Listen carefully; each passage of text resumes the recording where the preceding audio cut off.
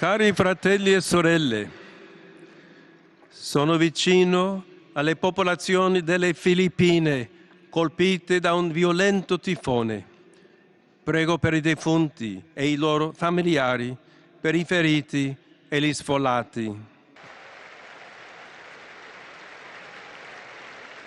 Esprimo il mio vivo apprezzamento per quanti ad ogni livello si stanno impegnando a costruire la pace nelle diverse regioni segnate dalla guerra. E il Cristo morto e risorto. Nei giorni scorsi abbiamo pregato per i defunti e tra questi purtroppo ce ne sono tanti uccisi nei combattimenti e nei bombardamenti, benché fossero civili, bambini, anziani, ammalati. Se si vuole veramente onorare la loro memoria, si cessi il fuoco e si metta ogni impegno nelle trattative. Auguro a tutti una buona domenica.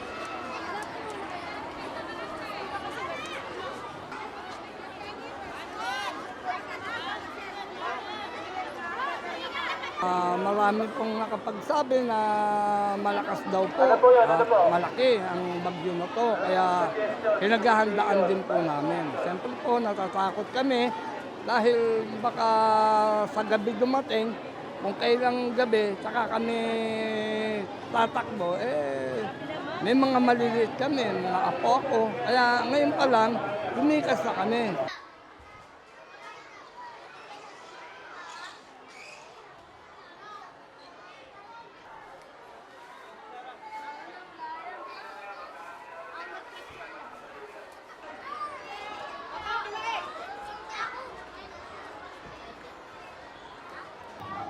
Okay naman po. Wala namang ano. Kahit papaano, ano na lang po para sa kaligtasan ng mga anak ko.